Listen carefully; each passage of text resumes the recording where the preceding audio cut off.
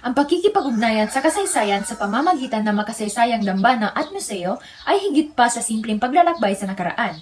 Ito ay parang pagbubukas ng mga bintana tungo sa mga kwentong bumuo sa ating pagkatao. Ang mga puok na ito ay hindi lamang imbaka ng mga lumang bagay, sila ay buhay na alaala ng ating mga ninuno, mga alaala ng ating kaganapan at mga paniniwala. Sa bawat pagbisita, nabibigyan tayo ng pagkakataong maramdaman at maunawaan ang kasaysayan bilang isang buhay na bahagi ng ating kasalukuyan. Sa Pilipinas, isang bansang dumaan sa iba't ibang yugto ng pananakop, pakikibaka at pagbabago, mahalaga ang papel ng kasaysayan sa paghubog ng ating pambansang pagkakakilanlan. Maraming museo at dambana sa bansa ang nagbibigay liwanag sa ating nakaraan. Ngunit, kadalasang nabibigyan pansin ng mga lugar gaya ng Intramuros o National Museum sa Maynila, nararapat ding bigyang halaga ang mga makasaysayang yaman ng mga lugar sa katimugang bahagi ng bansa, lalo na sa Butuan City sa Mindanao. Ang Butuan ay isa sa pinakabatandang pamayanan sa Pilipinas na tinuturing na duyan ng sinaunang kabihasnan. Tungayan at alamin natin ang mga makabuluhang bagay na bumuo sa ating nakaraan.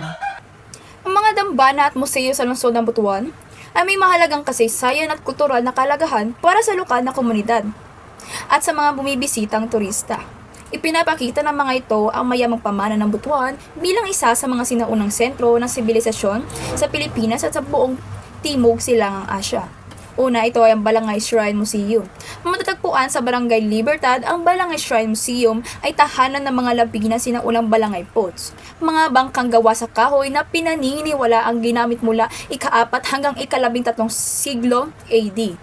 Ang mga balangay na ito ay patunay sa mataas na antas ng teknolohiyang pandagat ng mga sinaunang Butuanon. Kasama rin sa mga natagpuang lugar ang mga sinaunang kabaong at kasangkapang yari sa metal at porselana. Noong 1987, idinaklara ito bilang pambansang yamang pangkultura or National Cultural Treasure na nagpapatunay sa kalagahan nito sa kasaysayan ng bansa. Pangalawa, ito ay National Museum Butuan Branch. Itinatag ito noong 1978. Ang National Museum Butuan Branch ay nasisilbing taguan at exhibit ng mga archaeological na nahuhukay sa Butuan at mga karating lugar sa Caraga Region. Makikita rito ang dalawang pangunahing galeriya. Ito ay ang Archaeological Hall kung saan ipinapakita ang mga kagamitang metal, alahas at porselanang galing pa sa China at iba pang bansa na nagpapakita ng maunlad na kalakalan noong Butuan noon. Pangalawa, ito ay ang Ethnological Hall. Tapok dito ang kultura ng mga katutubong grupo sa rehiyon. Ito ay mahalagang lugar ng edukasyon at pananaliksik tungkol sa kasaysayan ng Butuan bilang isang makapangyarihang sentro ng sinaunang kabihasnan. Kahalagahan sa komunidad at mga bisita para sa mga Butuan, ang mga dambana at museo ay simbolo ng kanilang pagkakakilanlan, karangalan at pamana. Nagpapalalim ito ng kamalayan at kasaysayan at nagpapatibay ng pagmamalaki sa kanilang pinagmulan. Ang mga dambana at museo sa Butuan City ay mahalaga sa pagpapanatili ng lokal na kasaysayan at kultura sa pamamagitan ng mga artepakto at exhibit tulad ng mga sinaunang balangay at kasangkapang archaeological na ipapakita ang mayamang pamana ng lungsod bilang sentro ng kalakalan at kabihasnan noong unang panahon.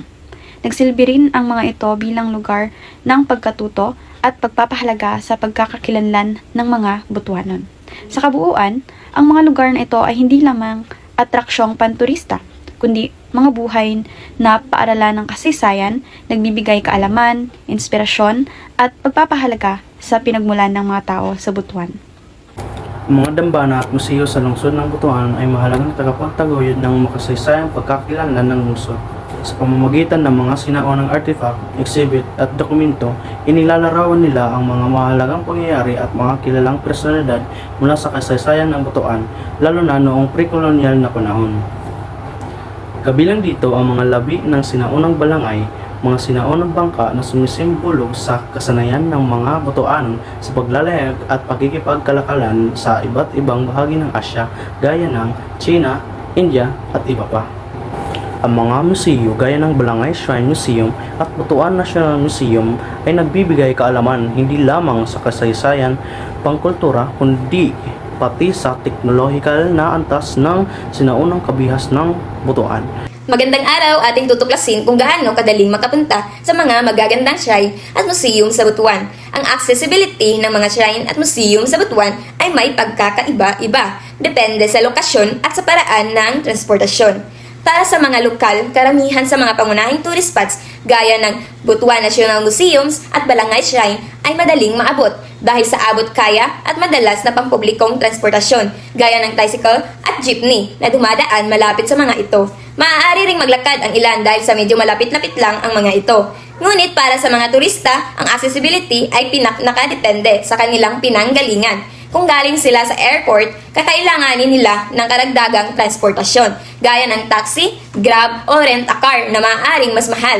Kung galing naman sila sa ibang lugar sakay ng bus, kailangan nilang mag-research o magtanong para sa tamang ruta. Ang paggamit ng online maps at navigation apps ay lubhang makakatulong sa paghahanap ng direksyon. Ang pag-alam sa mga ruta, pagsasaalang-alang sa budget para sa transportasyon at pagtatanong sa mga lokal ay makakatulong para sa matiyak ang isang masaya at hindi nakaka-stress na karanasan. Ang mga dambana sa museo ng lungsod ng Butuan ay aktibong nakikilahok sa komunidad at pamagitan ng iba't ibang programang pang-edukasyon, eksibisyon at isang kaganapang naglalayong isulong ang mga paghalaga sa kultura ng pamana. Halimbawa, ang Balangay Shrine Museum ay isang maliit na open-air museum na nagpakita ng mga labi sa sinaunang mga bangkang Butuan. Itinampok din ng Butuan National Museum ang mga exhibit tungkol sa arkeolohiya, etnolohiya na nagpapakita ng mayamang pamana ng kultura ng Butuan sa pamagitan ng iba't ibang artifact. Butuan National Museum, ang museo na mayroong archaeological hall at ethnological hall na nagpapakita ng iba't ibang uri ng artifact tulad ng mga gamimitang bato, metal, kahoy, palayok at mga gawa ng ginto. Balangay Shrine Museum, ipinakita ang museong ito ang mga labi ng sinaunang bangka ng Butuan at kilala bilang balangay na nagbibigay ng matatanging karanasan ng mga bisita. Ang mga dambana at museo sa Butuan City, tulad ng Butuan National Museum at Balangay Shrine Museum, ay mahalaga sa pagpaigting ng pagmamalaki at pagkakilanlan ng mga Butuanon. Ang Butuan National Museum ay nagpapakita ng mga sinaunang artifact na nagpapatunay sa kalagahan ng Butuan bilang sentro ng kalakalan noong ika-9 hanggang ika-12 siglo. Kabilang ang Butuan Ivory Seal na may inskripsyong Butban sa Kahoy script. Samantala, ang Balangay Shrine Museum ay naglalaman ng mga sinaunang bangkang balanghay na nagpapakita ng kasanayan ng mga sinaunang Pilipino sa paggawa ng sasakyang pandagat. Sa pamagitan ng mga istasyong ito na ipasa sa kasalukuyang henerasyon ang mayamang kasaysayan ng lungsod. Bago pa man nagkaroon ng Pilipinas, naroon na ang Butuan. Ito ang kasabihang nagpapahiwatig ng malalim na kasaysayan ng lungsod na ito sa pagbisita sa mga dambana at museo ng Butuan tulad ng Balangay Shrine at Butuan National Museum. Masisilip natin ang mga makulay na kultura at tradisyon ng ating mga ninuno. Ang Balangay Shrine ay nagpapakita ng sinaunang bangkang kahoy na tinataya mula pa noong 320 AD. Patunay ng kahusayan ng mga sinaunang Pilipino sa paggawa ng sasakyang pandagat at pakikipagkalakalan sa mga karatig na bansa. Samantala, sa Butuan National Museum matatagpuan ang mga gitong alahas, kagamit ng seramiko at iba pang artifact na nagpapakita ng ugnayan ng Butuan sa mga sibilisasyong Asyano. Sa pamamagitan ng mga lugar na ito, mas nauunawaan natin ang kasaysayan at kultura ng Butuan, na siyang pundasyon ng ating pagka-Pilipino. Ang mga dambana at museo sa Butuan City, tulad ng Balangay Shrine Museum at Butuan National Museum, ay may mahalagang papel sa pagpapanatili ng kasaysayan at kultura ng lungsod. Ipinapakita ng mga ito ang mayamang pamana ng sinaunang kabihas ng Butuan, partikular ang kanilang kahusayan sa paglalayag at pakikipagkalakalan sa ibang bansa noong pre-colonial na panahon. Ang Balangay Shrine Museum ay tahanan ng mga sinaunang bangkang balanghay, mga kabaong at kasangkapang arkeolohikal. Samantalang ang Butuan National Museum ay may dalawang galeriya, ang Archaeological Hall at Ethnological Hall, na nagpapakita ng mga artifact mula sa kalakalan at katutubong kultura. Bukod sa pagpapakita ng kasaysayan, ang mga lugar na ito ay nagsisilbing edukasyonal na pasilidad para sa mga lokal at turista. Madali rin silang puntahan gamit ang pampublikong transportasyon sa lungsod. Ang mga programang pangkomunidad gaya ng mga exhibit at art competition tulad ng Visual Balanghay ay nagpapatibay sa pagpartipasyon ng mamamayan at nagpapalaganap ng kultura na kamalayan.